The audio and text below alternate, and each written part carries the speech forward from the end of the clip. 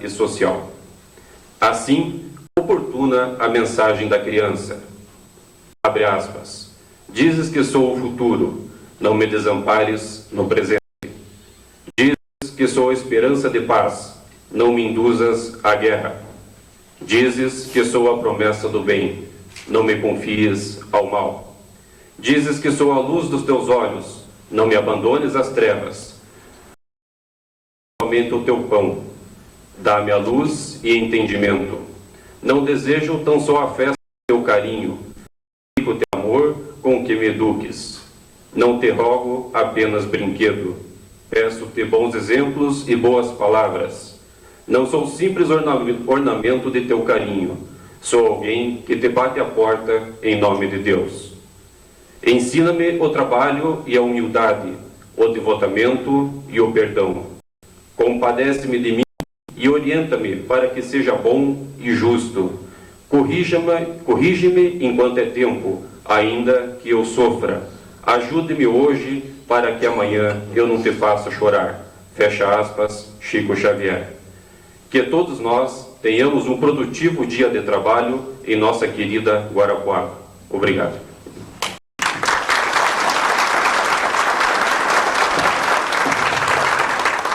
Passamos a palavra ao prefeito municipal, senhor Vitor Hugo Ribeiro Borgo. Saúde inicialmente o Dr. César Augusto Bockner, anfitrião nesse encontro, doutora Terezinha Ruzon, presidente da Associação de Magistrados e Promotores de Justiça da Infância, Juventude e Família do Estado do Paraná, os demais integrantes da mesa, enfim, todos os participantes.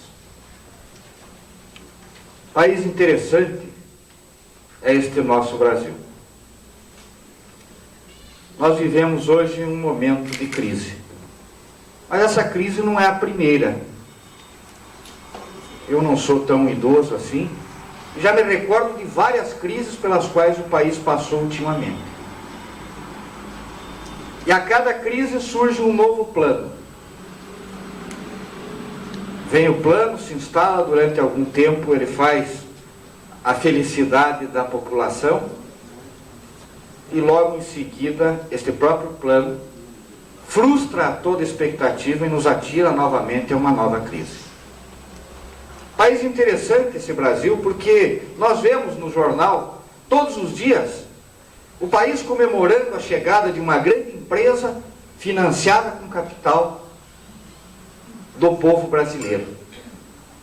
Nós vemos governadores de estado disputando estas grandes indústrias como se fosse realmente a salvação única para o país, as montadoras, as multinacionais.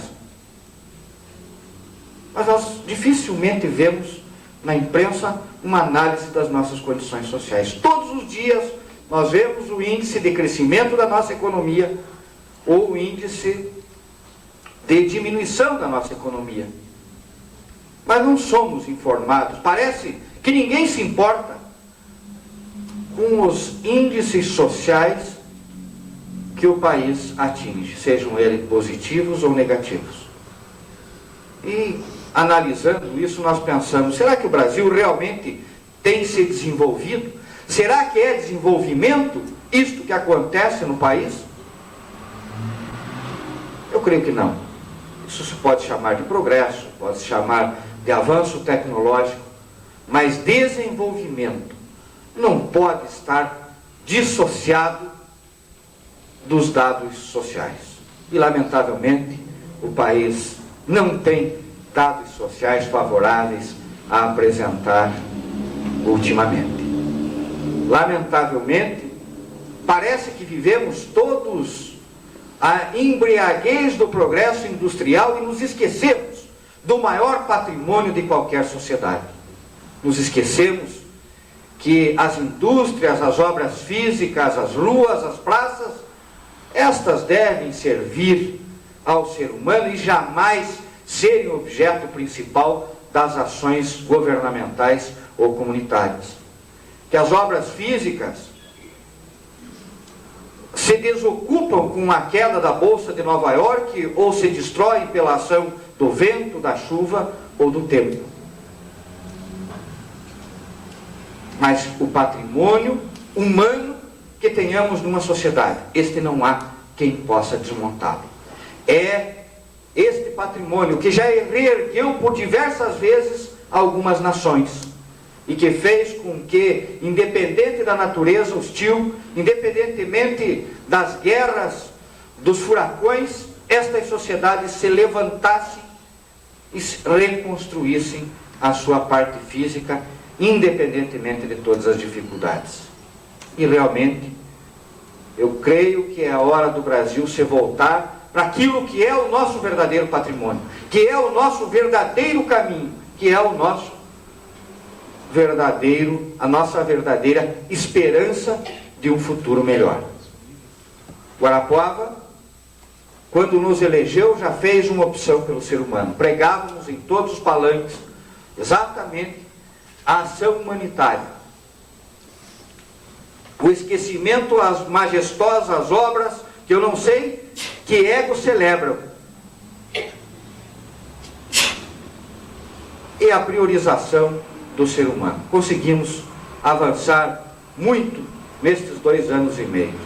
Com toda a crise instalada no país, necessitamos, no início do governo, realizar uma série de sacrifícios e as ruas de Guarapuava ficaram esburacadas, a população não via obras físicas serem realizadas, mas em nenhum momento deixamos de trabalhar o ser humano. Ao contrário, Guarapuava, que não tinha anteriormente uma Secretaria de Promoção Social, tem hoje essa secretaria totalmente estruturada, com algumas dezenas de programas que visam a atender a todas as pessoas necessitadas do nosso município, mas de maneira muito especial aqueles que, como eu disse, são a única efetiva garantia de um futuro melhor, as nossas crianças.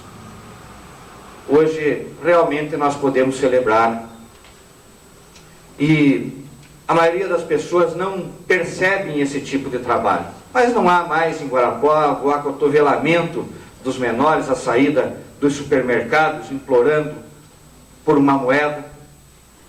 Temos assistentes sociais que acompanham cada família carente de Guarapuava no seu dia a dia, não tratando como um mal, mas como um elemento a ser cultivado dentro da sociedade. Conseguimos colocar em áreas próprias mais de 2.000 famílias em Guarapuava, todas carentes.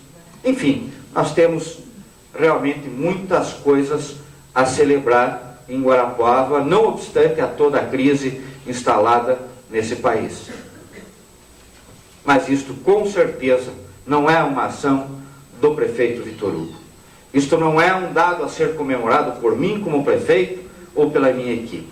Nós, no início do governo, fizemos um chamamento à comunidade, e não há um programa do município de Guarapuava em que não exista uma entidade, uma pessoa fora da administração envolvida em todos os programas, tudo o que se realiza no município. E se hoje nós conseguimos um sucesso relativo, este sucesso está muito mais relacionado à força da própria comunidade do que à força da administração. Este é o grande caminho. Este creio, talvez a única forma de efetivamente promovermos o verdadeiro desenvolvimento da nossa sociedade. A integração de todos, a união conjunta de esforços no sentido de resolver o problema de um outro integrante da nossa comunidade, que talvez nesse momento não esteja nos atingindo, mas que, se não tiver o amparo, que se não tiver o apoio, amanhã estará, quem sabe, matando um filho nosso para lhe roubar o tênis. Eu quero, dentro desse mesmo espírito, agradecer à Associação de Magistrados e Promotores, ao Dr. César Botner, à doutora Vânia, diretora do nosso fórum, que também todos têm trabalhado nesse sentido, e o Poder Judiciário e o Ministério Público têm sido um grande respaldo para as ações no município de Guarapuava. Mas eu quero parabenizá-los e agradecer, em nome de todos os guarapuavanos, pela realização deste evento, que com toda certeza será mais uma pedra neste muro que pretendemos construir de uma sociedade mais justa, mais fraterna e muito mais humana. Muito obrigado.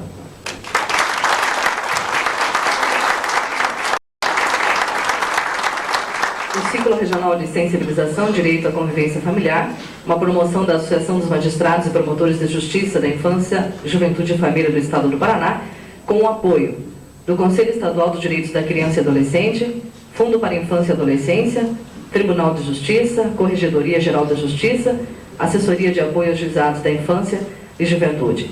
E estamos contando com o total apoio da Prefeitura Municipal de Guarapuava e da equipe do SAI Guarapuava, que realmente não mediu esforços para a realização deste encontro. Na sequência, nós teremos a primeira palestra da manhã. Agradecemos a todos os participantes da nossa mesa de honra, desfazemos a mesa neste momento.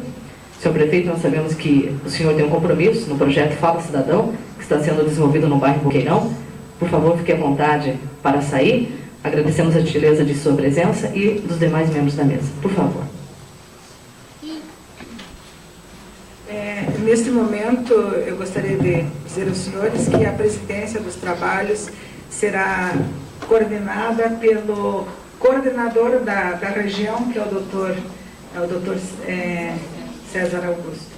Então, o doutor César Augusto pode assumir o seu posto e agradeço já antecipadamente a todos.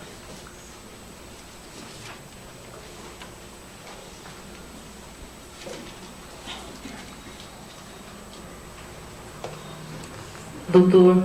Munir Curi, consultor e advogado, procurador de justiça aposentado do Ministério Público do Estado de São Paulo, coordenou as promotorias de justiça da infância e da juventude no período de 84 a 93, integrou o Conselho Superior do Ministério Público do Estado de São Paulo durante o biênio 94 a 95, compôs a equipe de redação do Estatuto da Criança e do Adolescente, proferiu palestras e publicou artigos no Brasil e no exterior, sempre sobre o tema criança e adolescente, seu enfoque social, político e jurídico.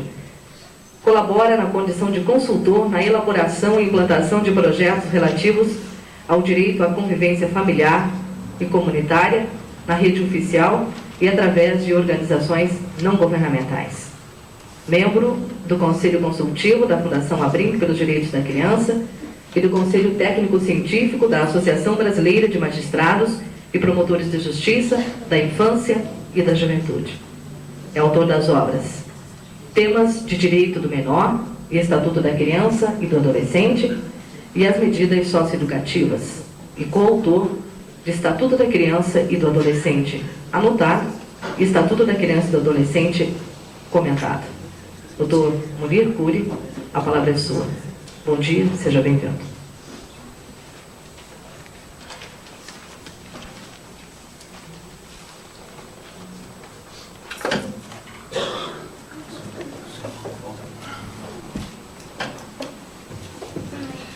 Excelentíssimo senhor Dr. César Augusto, ilustre magistrado da Infância e da Juventude de Guarapuava, a quem eu saúdo todos os demais magistrados aqui presentes, senhores promotores de justiça, desembargador, senhoras e senhores.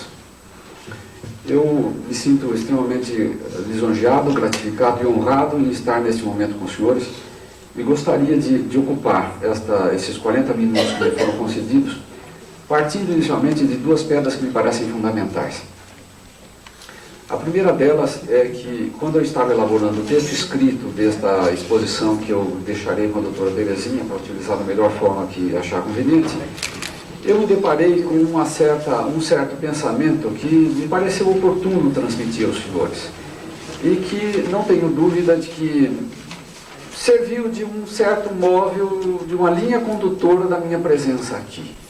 Isto é, quando nós caminhamos, nós homens caminhamos, nós, normalmente, utilizamos as nossas duas pernas, os nossos dois pés. Porém, para caminharmos, um dos pés está na terra e o outro pé está no ar. Desta forma se caminha.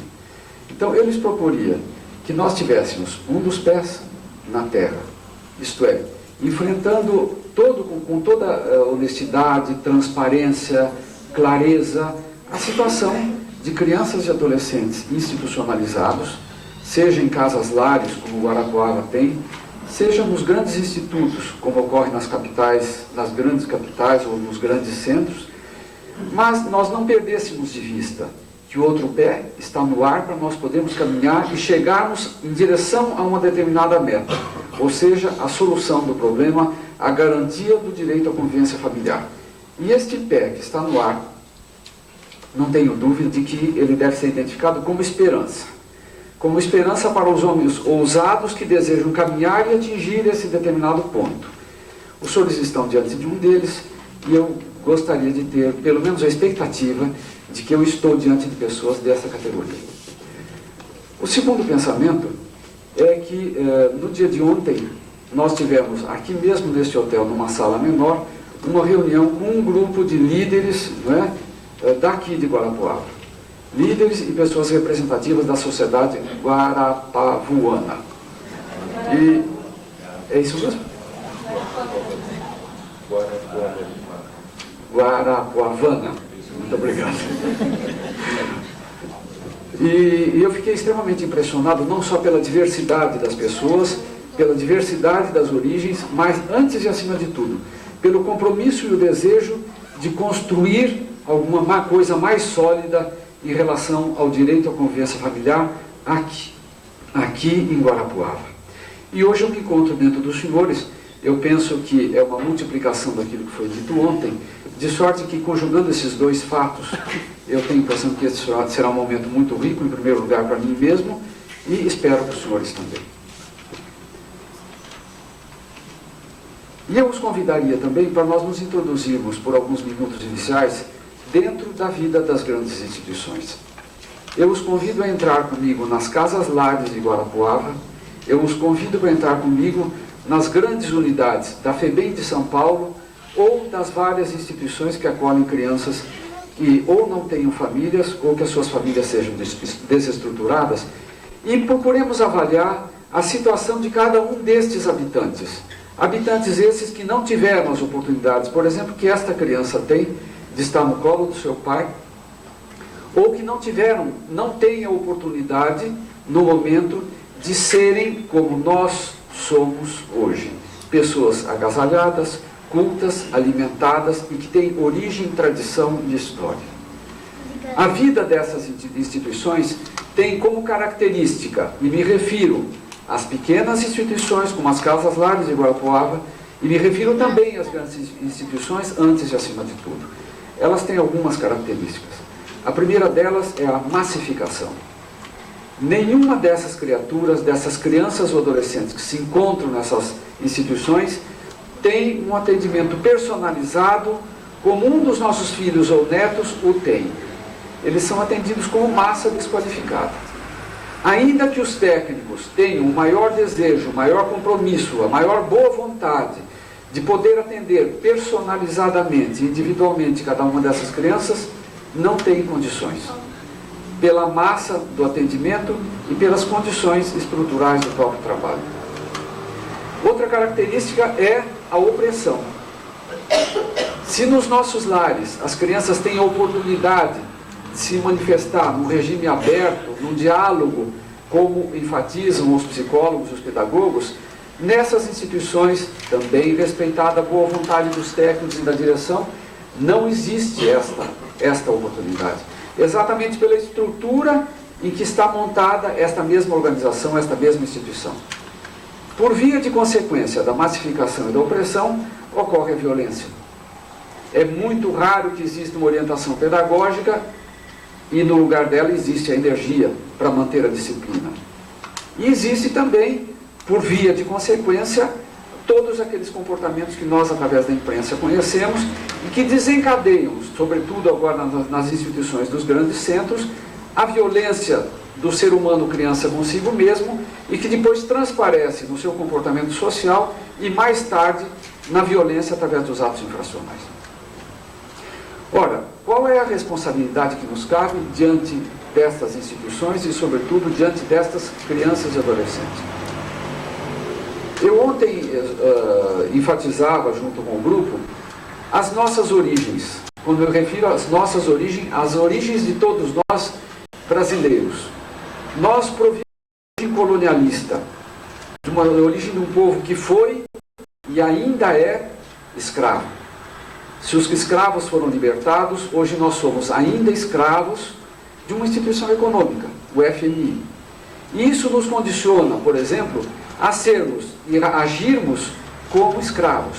Nós nos dizemos homens livres, mas não somos. E estas origens nos condicionam também a apontar como único e exclusivo responsável pela situação das nossas crianças, institucionalizadas ou não, o governo.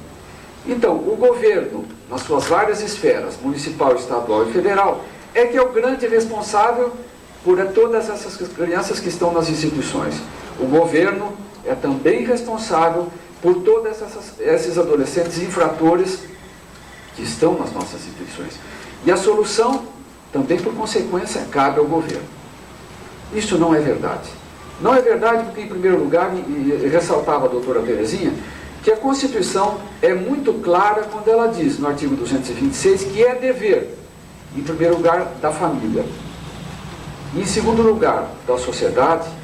Em terceiro lugar, do Estado, assegurar aquela série de direitos que todos nós conhecemos a todas as crianças e adolescentes. Por conseguinte, cabe à família. Porém, se a família é desestruturada, cabe à sociedade. E quem é a sociedade? A sociedade somos nós. Agora, esta questão pode indigná-los ou torná-los incomodados. Tá bem, eu sou a sociedade, eu sou responsável, mas quais são os caminhos? Eu não tenho verba para resolver este determinado problema social de crianças e adolescentes e respectivas famílias vítimas de desestruturação. No entanto, eu acredito que a solução destas questões dependem mais de criatividade, de iniciativa, de compromisso e de mobilização social do que propriamente de verba. Se existirem esses fatores, não há dúvida que as verbas surgem. Eu gostaria de raciocinar com os senhores a nível da comunidade de Guarapuava, porque nós estamos em Guarapuava. Se eu falasse em Curitiba, eu falaria a nível de Curitiba. Se eu estivesse em São Paulo, eu falaria a nível de São Paulo. Raciocinamos a nível de Guarapuava, porque essa mesma experiência me parece possível de ser multiplicada nos diversos outros municípios, obviamente respeitadas as características de cada município. Então estamos em Guarapuava. Como resolver o problema dessas crianças e desses adolescentes e também das mesmas famílias que, segundo eu soube ontem, um dos principais, ou o principal problema dessas mesmas famílias é miséria. Por consequência, droga, por consequência, desestrutura familiar e os demais vícios que colaboram para que as crianças sejam encaminhadas para estas instituições. Estas crianças já estão nas instituições. Outras tantas não estão nas instituições por falta de vaga, mas fatalmente iriam para as instituições. O que é que nós, guarapuavanos, acertei? Podemos fazer? Aprendi a lição logo, né, doutor César? O que é que nós podemos fazer? Eu gostaria de ser muito prático com os senhores, porque esta problemática da criança e do adolescente, existem volumes e volumes, artigos e artigos, palestras e palestras, muitas delas proferidas por mim mesmo, muitos artigos escritos por mim mesmo, e 2 livros em coautoria com outros colegas sobre este assunto. Mas sejamos práticos. Caminhemos com os 2 pés e arregacemos as mangas. E eu parto de experiências internacionais para depois dizer por que não em Guarapuava executá-lo. Alguns países do primeiro mundo se mobilizaram frente aos países do terceiro mundo, entre os quais o Brasil, para auxiliar no problema das suas crianças e adolescentes, evitar a sua institucionalização ou, se institucionalizadas, retirá-las desses mesmos abrigos. De que forma?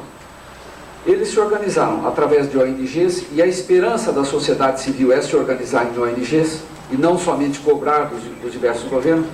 Eles se organizaram através de ONGs no sentido de captar recursos da própria sociedade civil. Nós estamos fora do país, mas depois nós vamos chegar em Guarapuava. captar recursos da sociedade civil de um determinado país, imaginemos a Itália ou a Holanda, captar recursos das famílias que têm, demonstrar a elas o problema familiar e social do nosso país, captar esses recursos e, através de uma ONG, atender essas mesmas crianças. Evitar que elas vão para as instituições ou retirar as que estão nas instituições e devolvê-las para suas famílias. Esses recursos, em primeiro lugar, existe um per capita de cada criança que gira em torno de R$100, mas vamos dizer um salário mínimo, né? Esses recursos são destinados à família daquela criança, porém, supervisionado por esta mesma ONG para ver se o dinheiro está sendo bem aplicado, se a criança está sendo bem atendida, e esta mesma ONG tem o dever e o compromisso de acompanhar esta mesma família para que esta verba não seja paternalista, porque corre-se o risco de que esta solidariedade, que é um termo nobre, se transformar numa esmola, que é um termo que nós devemos excluir, dada a diferenciação que existe entre as classes sociais. Agora, nos transportamos um pouquinho do exterior para Guarapuava. E a pergunta é o seguinte: por que não as classes sociais mais abastadas de Guarapuava, as famílias mais abastadas de Guarapuava, as pessoas mais bem posicionadas de Guarapuava, não se solidarizam com as suas famílias menos favorecidas de Guarapuava, evitando que as suas crianças e adolescentes vão para as grandes instituições ou para as casas-lares? De que forma a sociedade civil deve se organizar? E é o que nós fizemos ontem, no sentido de que estas mesmas famílias se conscientizem, em primeiro lugar, do problema existente, em segundo lugar, da responsabilidade também que permeia esse tipo de relacionamento, e se aproximem uma família da outra para ajudar os seus filhos. A característica fundamental dessa experiência é que tem um nome inadequado de adoção à distância, e no meu entender, mais legítimo, de solidariedade à distância, é não só a remessa do dinheiro, através do ONG e o devido acompanhamento, mas o vínculo que se estabelece entre a família que tem frente àquela que não tem. Então, se do exterior para cá, esse vínculo se estabelece através de pequenos presentes, lembranças, cartas, ou pequenas recordações entre uma família e outra da respectiva criança, aqui a possibilidade de êxito é muito maior. Por quê? Porque a família que tem mora em Guarapuava e a que não tem também mora em Guarapuava. A criança está aqui, então a visita, o acesso e a fiscalização, entre aspas, a boa administração do recurso é muito mais possível e viável. Duas considerações. Do ponto de vista político e democrático, sobretudo, essa experiência é altamente positiva. Porque democracia não é tão só e exclusivamente quando se aproximam as eleições, nós temos consciência e discernimento de votarmos no melhor candidato, no candidato mais comprometido com o bem comum. Não é só isso, é também isso, mas é antes e acima de tudo a nossa participação social e política na solução dos nossos problemas. Ora, eu imagino que em Guarapuava, porque eu conheço inúmeras cidades do nosso Brasil, em Guarapuava existem famílias bem favorecidas financeiramente. Basta conscientizá-las, e a conscientização deve partir de uma ONG que goze de credibilidade por parte dessa mesma comunidade. Agora, eu fui promotor de justiça até alguns meses atrás, procurador de justiça, fiz a minha carreira pelo interior e matematicamente eu fui demonstrando na minha vida, e hoje estou convicto, de que os grandes líderes locais de uma cidade são o juiz e o promotor de justiça. Porque eles não dependem da proclamação ou do voto ou da aprovação da comunidade local. Eles são pagos pelo Estado para distribuir justiça gratuitamente à própria população. De modo que eles gozam de confiança da liderança. Por conseguinte, se uma ONG se propõe a isto, se apresenta os seus propósitos ao juiz e ao promotor de justiça da infância e da juventude local, isso pode se disseminar com muito mais facilidade. Ontem deixei com a doutora Eliane, que organizou o programa da tarde de ontem, uma experiência bem sucedida em São Paulo, numa das grandes favelas de São Paulo, deste projeto de solidariedade à distância. já bem sucedida, que já tem alguns anos, portanto caminha, de sorte que os senhores não deveriam partir do pouco zero, mas dos 2 anos de vitórias e derrotas, de dificuldades e êxitos que essa mesma ONG teve. Esta é uma proposta de solidariedade à distância da comunidade de Guarapuava, das pessoas que têm mais recursos financeiros face àqueles que não têm recursos financeiros. Agora, um passo adiante na nossa caminhada, sempre com um pé por terra e o outro levantado, senão eu não caminharia, e nós vamos nos deparar com um instituto jurídico que, com o Estatuto da Criança e do Adolescente, foi disciplinado de uma forma orgânica, de uma forma muito mais possível de ser aplicado na sociedade local. De crianças. O que é a guarda? Do ponto de vista jurídico, o Dr. Alfredo Conzen vai detalhar com os senhores e depois nós teremos um momento rico, que são as perguntas que os senhores vão nos fazer e nós vamos tentar responder. O Dr. Conzen vai esclarecer um pouco mais o que é a guarda. No momento, para que a gente possa caminhar também, eu diria para os senhores o seguinte: a guarda é um instituto jurídico que se dispõe a evitar que as crianças sejam institucionalizadas, desde que alguma família ou alguma pessoa da comunidade assuma para si a responsabilidade daquela criança. Isto é, a criança vinda de uma família desestruturada, por droga, por alcoolismo, por prostituição, por miséria, ou seja, a família não tem condições de manter consigo esta criança naquele momento, aquela criança fatalmente teria que ir para uma instituição. Uma família assume esta criança, até que a família biológica supere as suas dificuldades, subvencionada ou não, ajudada financeiramente ou com algum benefício ou não. Ora, esta guarda, obviamente, não é um instituto assim que se instala de um momento para o outro. É preciso que as famílias, que as pessoas estejam muito bem capacitadas e treinadas para isso. E diante da possibilidade disto, é que eu trouxe para os senhores e deixei ontem também com a doutora Eliane 2 experiências de saúde. A primeira, de uma cidade do interior um pouco maior do que Guarapuava, que é São José dos Campos. Uma experiência que já dura 12 anos, muito bem sucedida e que tem aproximadamente 70 casais das mais diversas classes sociais que foram muito bem treinados e capacitados e colocados à disposição da Justiça, da Infância e da Juventude, para quê? Para que o juiz e o promotor de justiça não mais determinem o abrigamento de crianças. As crianças ficam com aquelas famílias por um período curto ou longo, no entanto, muito bem esclarecidas de que é uma passagem, portanto é transitório, não se trata de uma adoção, se trata de uma guarda. Para ser muito bem claro, o pátrio poder, a paternidade, continua sendo dos pais biológicos, que transitoriamente não têm condições de manter consigo os filhos. E os guardiães assumem essa criança transitoriamente. Portanto, o afeto, esse vínculo que pulsa dentro de cada um de nós, tem que ser muito bem trabalhado nesses cursos de capacitação prévia dos casais que se dispõem a ser guardiães. Então, eu trouxe para a doutora Eliane e para a comunidade de Guarapuava, para a Justiça de Guarapuava, uma experiência que dura 12 anos, portanto, já enfrentou uma série de dificuldades, e trouxe também uma experiência que foi discutida durante aproximadamente 2 anos por um grupo do qual eu faço parte, de uma igreja evangélica, e que foi instalado terça-feira passada.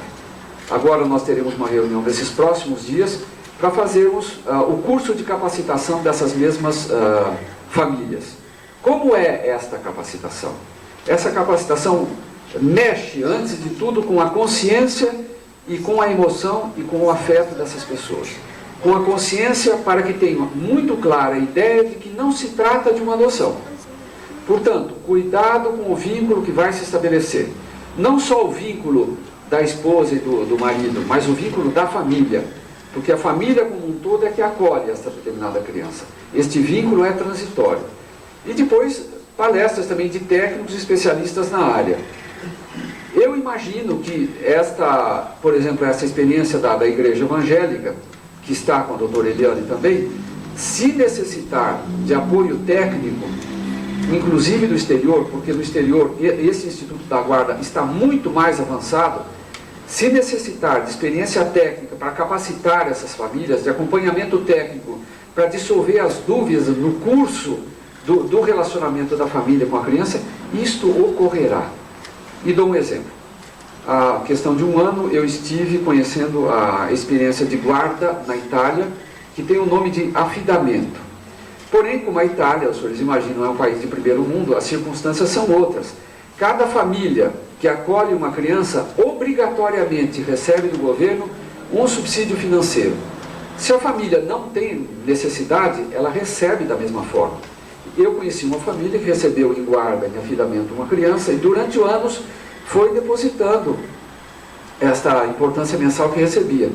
Quando essa criança se tornou adulto, porque não foi possível voltar para a família, mas permaneceu sempre sob guarda, já tinha um patrimônio que permitiu comprar um apartamento.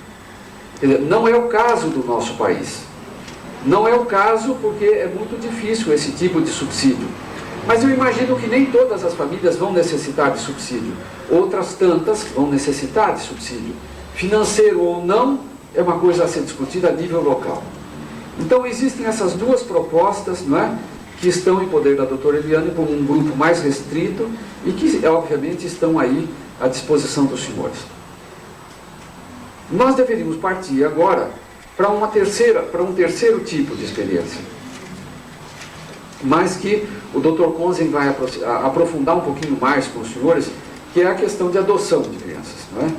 A adoção que deve respeitar, instituto jurídico que deve respeitar estas etapas precedentes, ou seja, a manutenção, o direito que tem a criança de ser mantida na sua família biológica de origem, e o compromisso que todos nós temos como sociedade de manter esta criança na sua família de origem. Os recursos, criatividade, os recursos financeiros existem. Basta que haja uma liderança confiável no respectivo município, que isto acaba ocorrendo. Por que os países de primeiro mundo desenvolvem isto? Porque as ONGs que desenvolvem esses projetos gozam de confiança desses mesmos países. Ora, é impossível que aqui em Guarapuava não exista um grupo de pessoas que estejam dispostas a se organizar, a se mobilizar, a se encontrar e, através dos clubes de serviços ou não, desenvolver um projeto que vá servir as crianças e vá servir a justiça. Portanto, antes da adoção, a manutenção da família. Antes da adoção, a desinstitucionalização. E quanto à desinstitucionalização, eu gostaria de mencionar para vocês uma experiência bem sucedida no estado de São Paulo, e que basta a criatividade de cada um dos senhores para desenvolver ideias possíveis em relação a essas crianças que estão institucionalizadas. De nome ou não, mas por fama, os senhores conhecem o Chitãozinho Chororó. Conhecem. Eu que não sou um apaixonado da música sertaneja, de nome conheço, e os conheci pessoalmente porque o Chitãozinho Chororó implantaram em São Paulo um projeto destinando uma parte dos recursos da vendagem de discos e shows para desabrigar crianças que estejam na FEBEM. Ora, os Chitãozinho Chororó são heróis? Não são. São homens comuns como nós, talvez menos dotados intelectualmente do que nós. Talvez não, certamente menos dotados intelectualmente, mas foram criativos. Eu acho que foi, os psicólogos dizem que é um insight, né? Essa luminosidade que você tem num determinado momento e que te mobiliza a executar alguma coisa. Chama-se insight pelos psicólogos. Eu sou católico praticante, mas eu sou ecumênico, aberto a todas as religiões, sem nenhum tipo de restrição. Eu acho que é um dom do Espírito Santo, que sopra onde, quando e como ele quiser. Soprou no Chitãozinho Chororó. E eu ousaria dizer, porque eu não sou nenhuma autoridade eclesiástica, eu ousaria dizer que possivelmente eu esteja indignando os senhores aqui para que o insight, ou o Espírito Santo, sopre nas suas cabeças e os senhores descubram, de acordo com a sua criatividade e com a sua condição humana, somos todos diferentes, a solução para essas determinadas crianças. O que certamente nem os psicólogos, nem o Espírito Santo querem é que essas crianças continuem dessa forma, né? Então, a adoção pressupõe essas etapas preliminares. O Dr. Conzen certamente vai falar sobre a questão da adoção, na questão da adoção internacional, ou seja, da adoção de crianças brasileiras por casais estrangeiros. E eu tenho a impressão que, nesse momento, eu me dirijo mais aos juízes e aos promotores de justiça, e aos senhores também, até para tomar conhecimento, por que não é? De que o Ministério da Justiça, através da Secretaria de Estado dos Direitos Humanos, elabora um decreto disciplinando a discutida questão da autoridade central. E não sei se leram ultimamente, nesses últimos dias, uma reportagem no jornal Estado de São Paulo, dizendo que a Polícia Federal já está a campo para exercer atividade de autoridade central, não só cadastrando, mas credenciando os casais e as agências internacionais que venham fazer adoção aqui, a Polícia Federal. Houve uma mobilização muito grande, eu fiz em nome da Associação Brasileira de Juízes e Promotores de Justiça da Infância e da Juventude, eu intervi em nome da associação para que essa estrutura se desmobilizasse e entrasse efetivamente o Departamento da Criança e do Adolescente como a autoridade central nesse sentido. Me parece que a coisa está avançando nesse ponto, mas eu tenho a impressão que nós temos ainda mais alguns dias, não digo algumas horas, porque hoje é sábado. Nós temos alguns dias de uma briga bastante intensa junto com o Ministério da Justiça e a Secretaria Nacional de Direitos Humanos. Então, eu agradeço aos senhores. Eu disse essa questão da adoção internacional em público para os juízes e promotores, mas para os senhores também, para que os senhores não pensem que os senhores estão diante de alguns mitos, né? Não existe na lei nenhum mito. Os senhores devem estar desarmados e, ao estarem desarmados, de braços abertos, para acolherem cada um dos institutos jurídicos que ali se encontram como um grande instrumento para a solução dessa grave questão das nossas crianças e das respectivas famílias, vítimas de pobreza, de violência e de opressão.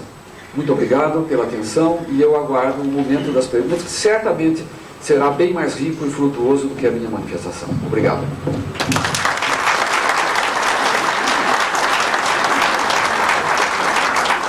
Obrigada, doutor Munir. Nós teremos o momento das perguntas logo depois da próxima exposição que o doutor Afonso irá nos fazer. E depois nós teremos um momento, né, com o doutor César coordenando o debate, né, as perguntas, enfim. Antes de passarmos a palavra ao doutor Afonso, apenas alguns avisos de ordem prática. As equipes de Ventania e de Rio Bonito, depois quando forem sair para o almoço, por favor, né, passem até a mesa de recepção aqui, conversem com a profissional Selma. E todas as pessoas também, os técnicos, né, todos os participantes que receberam as pastas do Banestado, né, também devem passar até a mesa de recepção. E quando forem sair para o almoço, a solicitação é que vocês saiam daqui com o ticket de refeição, né, porque os garçons estarão na mesa, né, fazendo a coleta desses tickets. Então, por favor.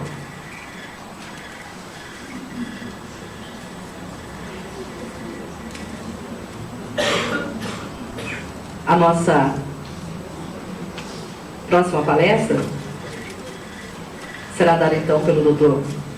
Afonso Armando Conzen, para quem convidamos para a mesa, Procurador de Justiça, Supervisor das Coordenadorias de Promotorias, Bacharel em Ciências Jurídicas e Sociais pela PUC, entrou na carreira do Ministério Público em 1983, membro das últimas 3 diretorias da Associação do Ministério Público, membro do Conselho Deliberativo da Fundação Escola Superior do Ministério Público, representante do Ministério Público no movimento Direito de Aprender, foi presidente da FEBEM de julho a dezembro de 98, professor de Direito da Criança e do Adolescente na Fundação Escola Superior do Ministério Público, coordenador da Regional Sul da Associação Brasileira de Magistrados e Promotores de Justiça da Infância e da Juventude.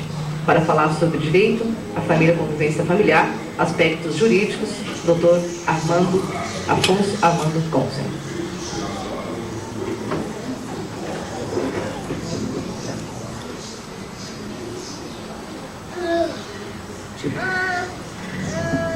Saúdo os componentes da mesa, Dr. César, Dr. Munir, doutora Terezinha e todos os demais participantes desse evento. Magistrados, meus colegas do Ministério Público, conselheiros tutelares, conselheiros de direitos, técnicos e todas as demais lideranças que comparecem a esse evento. Eu faço questão de falar daqui para me segurar, doutora Terezinha, aqui nesse estrado, porque essa minha voz afônica parece que tem uma causa. Me lembro que quando eu era pequeno, um dia minha mãe me pediu que eu declamasse uma poesia na escola. E ela me ensinou, eu não sabia ler ainda, eu era muito pequeno.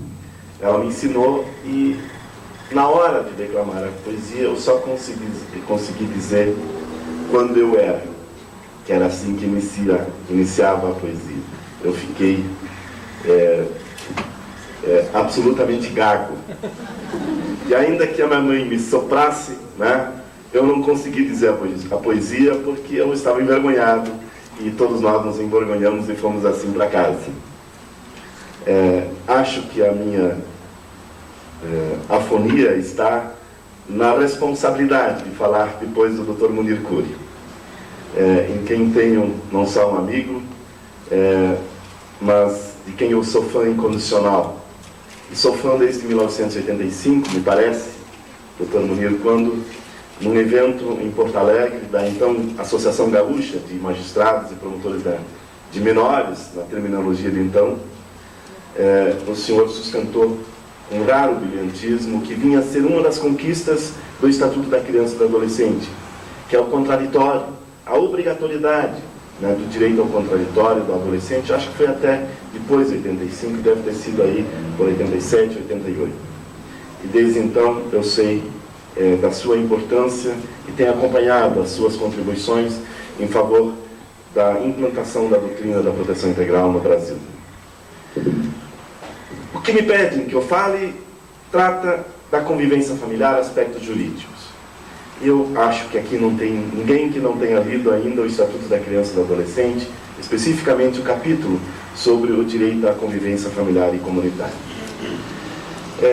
De qualquer forma, eu, portanto, não tenho nenhuma grande novidade a trazer, mas pretendo apenas, sob esse enfoque restrito do enfoque jurídico, fazer algumas observações que podem eventualmente esclarecer ou contribuir para o esclarecimento daqueles que não se dedicam diariamente ou que não têm formação jurídica e não se dedicam diariamente a trato dessas questões sob esse enfoque específico. Também com o claro propósito, em reforço ao que já disse o Dr. Munir, de fazer entender de que a regulamentação do direito à convivência familiar no Brasil certamente afirmou claramente o quê?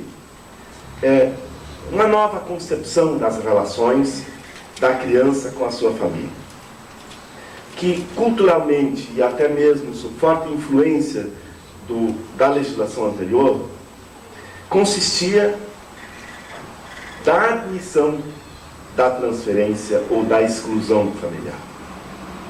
O que o Estatuto afirma como a sua base filosófica ou de fundamentação do direito à convivência familiar está na manutenção do vínculo, ou a inclusão familiar.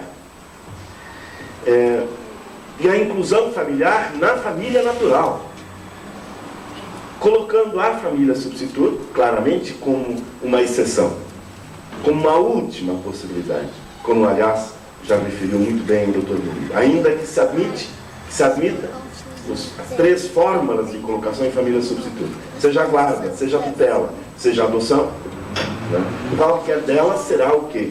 Uma impossibilidade absoluta da manutenção do vínculo familiar, porque a fundamentação, a ideologia, o ideário do Estatuto está na manutenção do vínculo e não no rompimento do vínculo.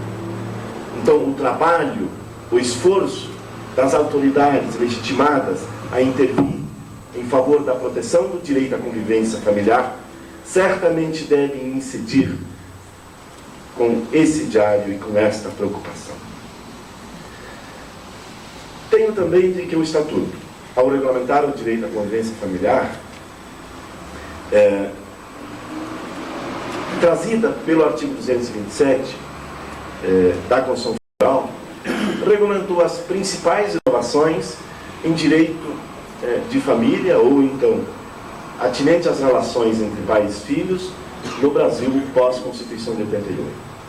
Além da Lei 8.069, que é o Estatuto, o que nós tivemos depois de 88?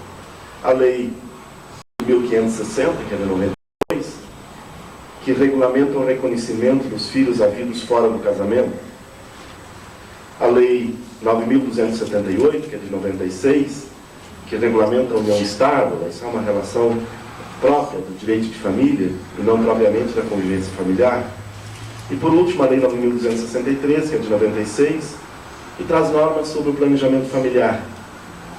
Portanto, pós-88, o único diploma legal que realmente modificou e modificou substancialmente as regras, as normas, que até então estavam basicamente no Código Civil, né, e no Código de Menores, as regras estão no Estatuto da Criança e do Adolescente. Eu vou me referir rapidamente a 3 questões fundamentais. A primeira, em relação ao pátrio poder, quais são as novidades em relação ao pátrio poder. A segunda, com relação ao estado de filiação. E, se der tempo, né, por último, em relação à família substituta. Com relação ao pátrio poder, nós temos como uma concepção nova a modificação do conceito de família, né, como causa na Constituição de 88, há novas causas para a destituição e a suspensão, a perda do pátrio poder, trazidas pelo Estatuto, a afirmação inequívoca da igualdade dos filhos, dos pais para o exercício do pátrio poder. Acabou-se de uma vez por todas com o abandono na pobreza, por razões de pobreza, como causa de perda ou suspensão do pátrio poder. E por último, impõe a observância do devido processo legal para a perda ou a suspensão. Quanto ao estado de filiação, nós adquirimos a igualdade jurídica dos filhos, não importa a origem da filiação. Acabaram-se todas as formas, todas as restrições ao reconhecimento do estado de filiação. E, por fim, a lei estabelece normas essenciais ao estado de filiação, que até então não se tinha também com essa clareza com que se tem no artigo 27 do Estatuto da Criança e do Adolescente. Com relação à família substituta, nós temos a definição clara das 3 modalidades, e no Estatuto da Criança a regulamentação minuciosa de 2 das modalidades, que é a guarda e a adoção. Em relação ao pátrio poder, e quanto ao conceito de família, o que se poderia perguntar, o que significa juridicamente o termo família? A Constituição Federal passou a usar um outro termo. Ela não usa família, ela usa entidade familiar. O Código Civil, na versão antiga, tinha um sentido restrito ao termo família. Compreendia as relações entre os genitores e a prole, entre os pais e os filhos. A Constituição ampliou esse conceito ao dizer de que entidade familiar é a comunidade, é assim que está no artigo 25 do Estatuto, é a comunidade formada pelos pais ou qualquer deles e seus descendentes. Bom, se nós observarmos bem o significado disso, nós podemos deduzir o quê? Em primeiro lugar, que alguém pode ter mais de uma família, desde que os pais estejam separados. A segunda, de que os avós e os bisavós pertencem ao ciclo familiar, ao conceito de entidade familiar. E que essa nova concepção, evidentemente, é capaz de produzir efeitos jurídicos. E aqui eu apenas vou até aí nesse questionamento, porque o questionamento, além, certamente interessaria muito mais a magistrados e promotores, ou advogados, ou cuidadores da área do direito, porque poderíamos discutir minuciosamente as consequências da ampliação, as consequências jurídicas de ampliação desse conceito.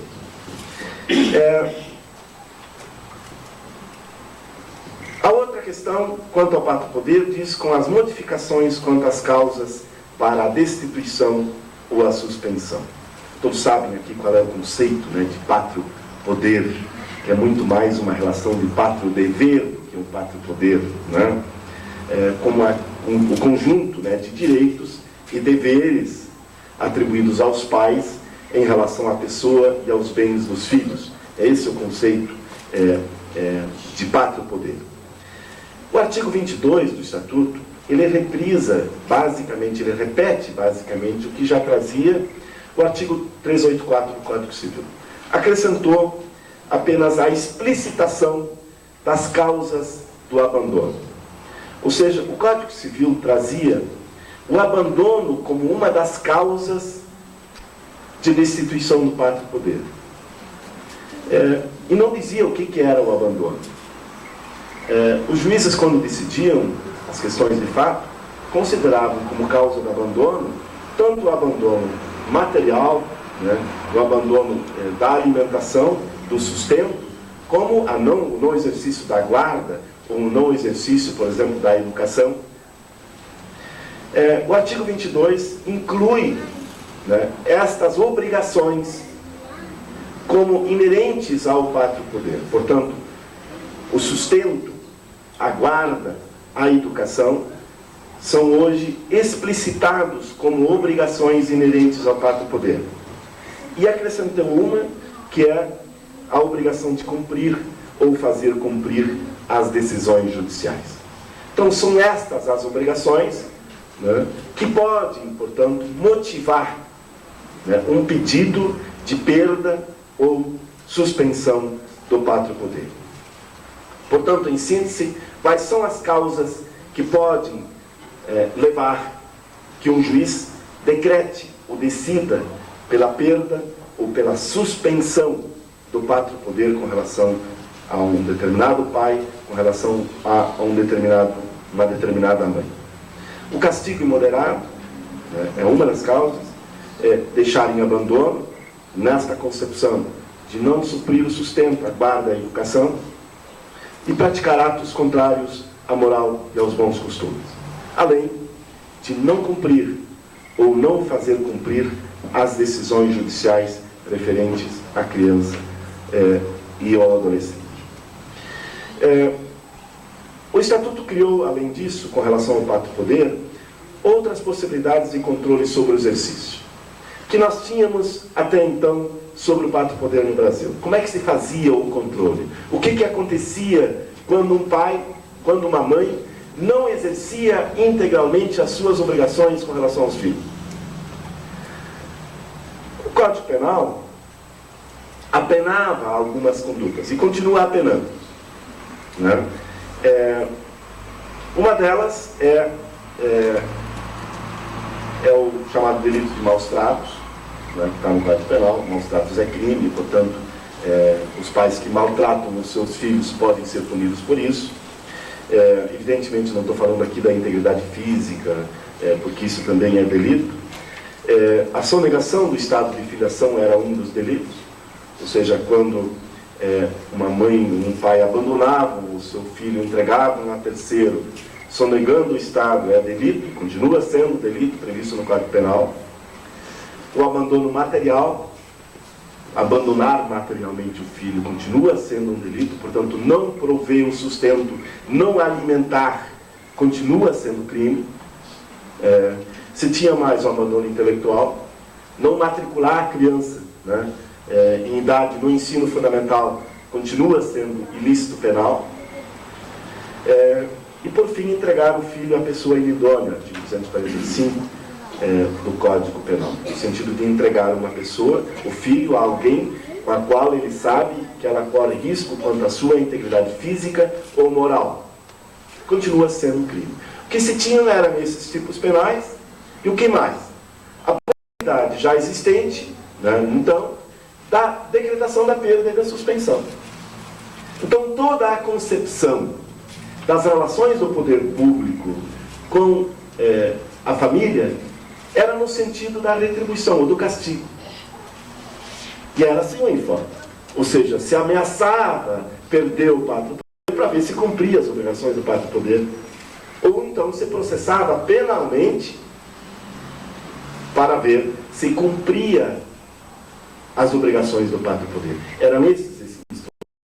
Esses instrumentos continuam existindo, mas o Estatuto criou outros, que não têm o sentido retributivo, mas que têm o sentido educativo, de promoção social daquela família. Portanto, mudou a concepção da intervenção do poder público. Antes, intervinha de uma forma autoritária para o controle e para o castigo, para a punição.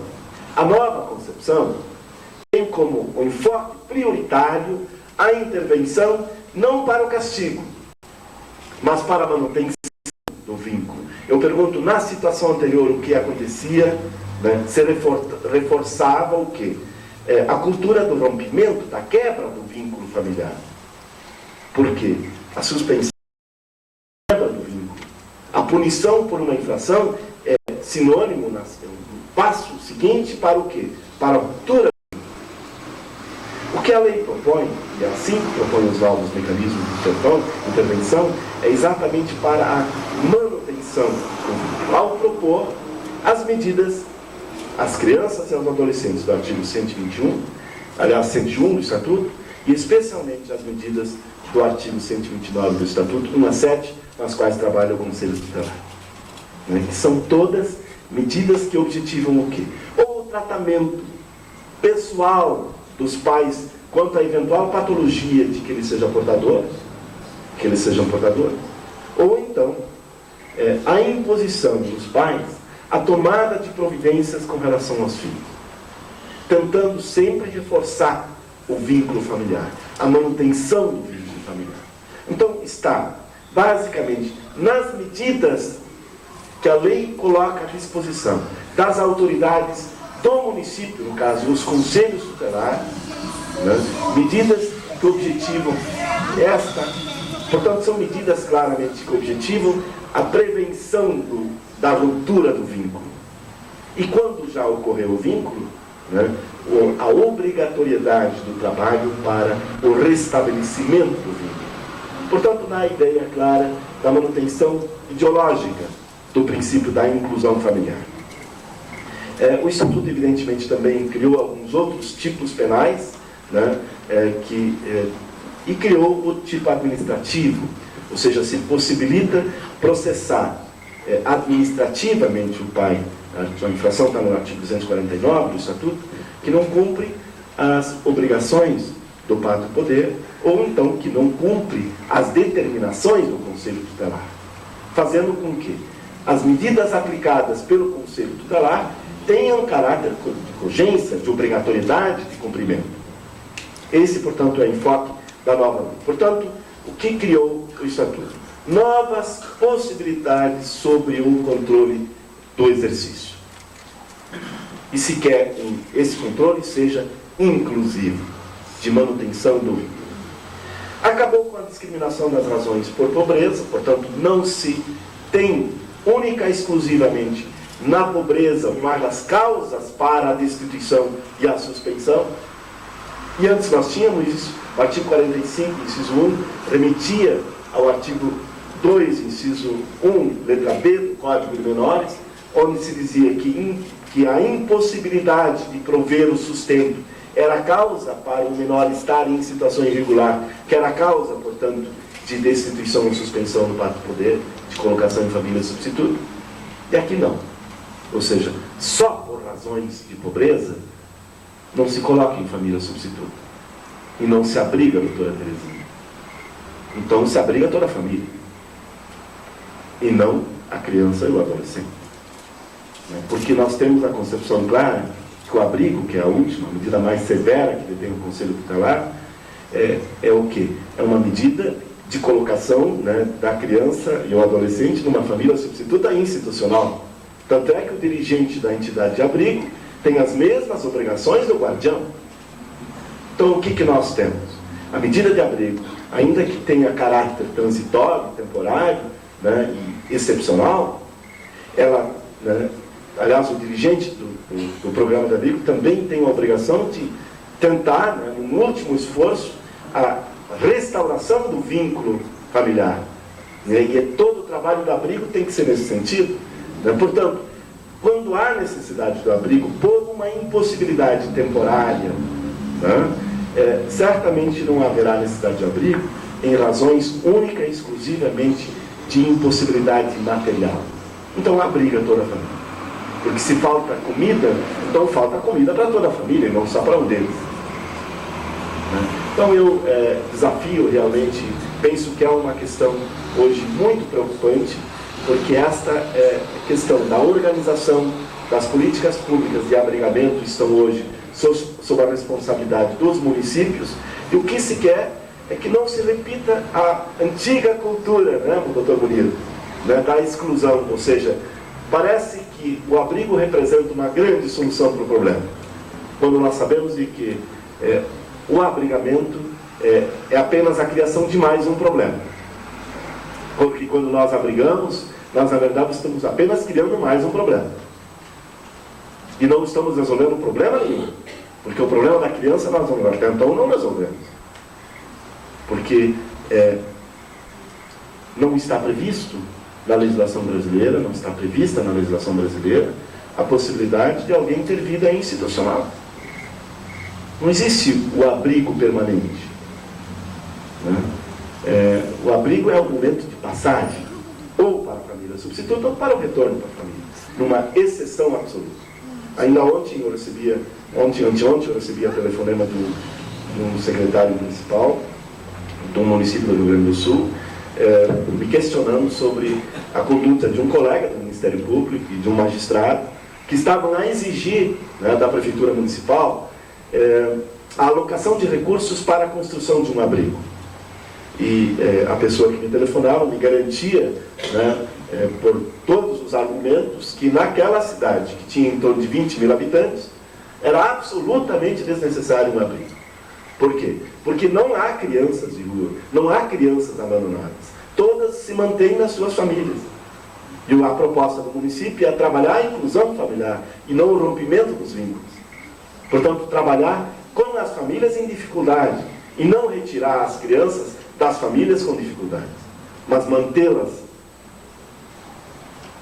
Evidentemente, o paradoxo está criado naquela comunidade. Então, precisa se compreender que a construção de um abrigo, que às vezes pode significar realmente um reforço significativo às políticas públicas de atendimento, ele não é solução para nada.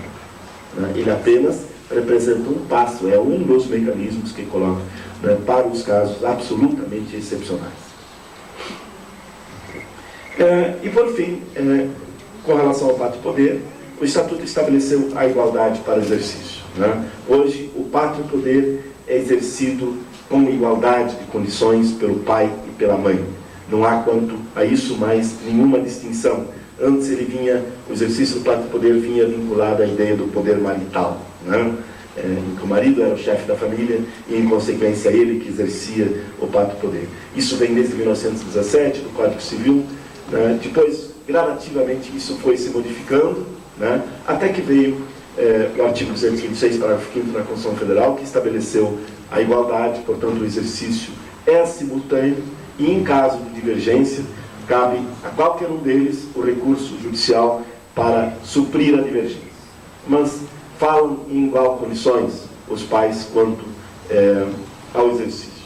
E, por último, a perda e a suspensão. A perda e a suspensão do pátrio poder, portanto, o direito que têm os pais sobre os filhos, só pode ser rompido por uma decisão judicial, num procedimento em que os pais tenham garantidos absoluto direito de defesa.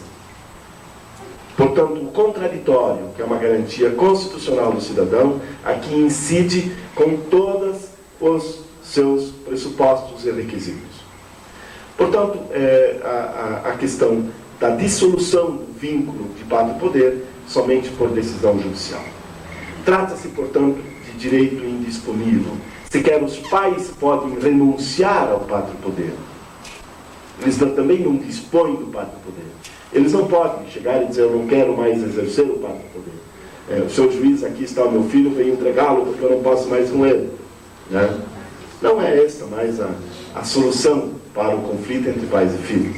Né? Eles não têm nenhuma capacidade legal de renunciar ao quarto poder. O máximo que a lei permite é que eles concordem que os seus filhos sejam colocados em família substituta, que não é renúncia. Não é a mesma coisa, pelo menos em termos jurídicos, eu tenho como não sendo a mesma coisa. A adesão a uma nova situação jurídica com uma pura e simples. Em relação ao estado de filiação, rapidamente, se estabeleceu a igualdade jurídica dos filhos, artigo 20 do Estatuto, né, regulamenta essa matéria, que já está na Constituição Federal. Portanto, os filhos, havidos ou não numa relação de casamento ou por adoção, terão os mesmos direitos e qualificações. E a lei veda, proíbe quaisquer designações discriminatórias relativas à filiação. Eu aprendi na faculdade, né, aquela velha classificação, né, doutor Menino, que está hoje no Código Civil revogado, né, de filhos legítimos e ilegítimos. Né, e nós tínhamos filhos legítimos, os filhos havidos entre justas núpcias. Né. Os ilegítimos eram os filhos nascidos fora do casamento. E havia umas outras duas categorias. Né. Os ilegítimos eram os naturais e os espúrios. Os naturais eram os filhos havidos por pessoas não casadas, mas que não tinham nenhum impedimento para o casamento. Esses, então, podiam ser livremente reconhecidos. Né? E havia os espúrios. E os espúrios também se subclassificavam em duas categorias. Primeiro eram os adulterinos. Né? Eram os filhos havidos por um dos casados, né? Por um dos cônjuges, fora do casamento. E esses era vedada o reconhecimento. Se possibilitava o que? O ingresso em segredo e justiça de uma ação alimentar, né, com fundo investigatório, aquela coisa toda. Né, para o fim único e exclusivo da obtenção de alimentos. Mas se tinha que esperar a dissolução do casamento do pai, né, para o quê? Para o reconhecimento desse estado de filiação. Né? E por fim os incestuosos. Esses ficaram discriminados até a Constituição de 88. Né? Eram os filhos havidos entre parentes, né, que a lei vedava que fossem casados entre si. Né? Portanto, esses tinham uma discriminação impiedosa, porque se vedava o reconhecimento. Né? Nós tivemos depois alguns avanços, já antes de 88, da Constituição de 88, né, porque se permitiu, por exemplo, esta investigatória, né, esta ação alimentar com fundo investigatório contra o pai adulterino. Né? A lei do divórcio estabeleceu a igualdade para efeitos sucessórios entre essa categoria de filhos diferenciados e legítimos. E, por fim, a Constituição de 88, né, que rompeu com esse sistema todo e acabou com todas as discriminações ao dizer que todos os filhos são iguais, estão vedadas quaisquer formas de discriminações. As consequências jurídicas disso estão basicamente no seguinte. Em primeiro lugar, na livre investigação. Quer dizer, hoje se pode buscar, né, a investigação, não importa a origem da filiação.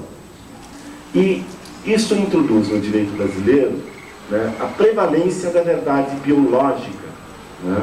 Portanto, não importa em nome de quem o filho está registrado, que é a verdade, vamos dizer assim, jurídica. Não importa quem o filho considera que é o pai, que seria, vamos dizer, uma verdade afetiva. Né? Importa única e exclusivamente a verdade biológica. E ele tem ação, o filho tem ação.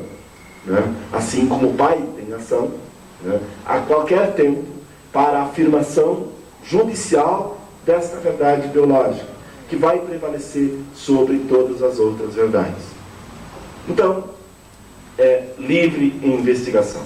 Né? A igualdade sucessória é outra consequência disso. Quer dizer, hoje se herda com absoluta igualdade, não importa a origem da filiação, e por fim a vedação de quaisquer designações discriminatórias. Então, se tiverem alguma certidão de nascimento onde ainda apareça que ele é filho adotivo, que ele é filho legítimo, isso tudo é vedado por lei. Então, com relação à origem da filiação, não se permite qualquer designação que possibilite a discriminação da pessoa frente aos demais. Com relação ao estado de filiação, o Estatuto definiu também as modalidades de reconhecimento. Né? O reconhecimento hoje pode ser no próprio termo do nascimento, ou por escritura pública, ou por testamento. São novas formas de reconhecimento. Portanto, não há mais a necessidade absoluta da ação judicial. Posso ir, né, no próprio termo do nascimento do meu filho e reconhecer o meu filho lá no termo.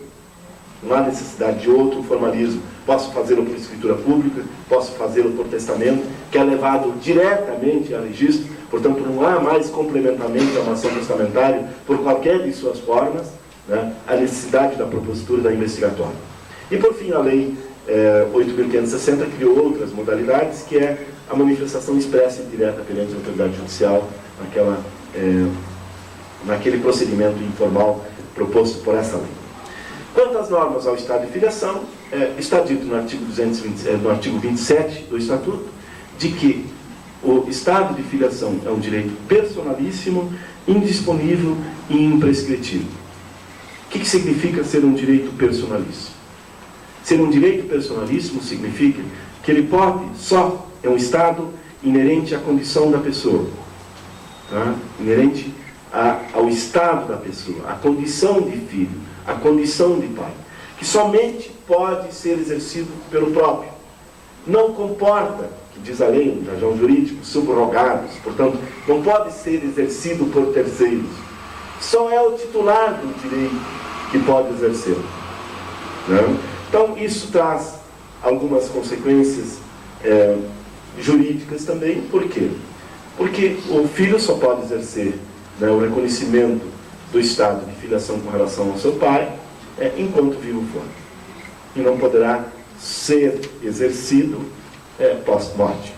Né? O que não importa, evidentemente, que ele não possa exercê-lo contra os sucessores do pai. Isso sim.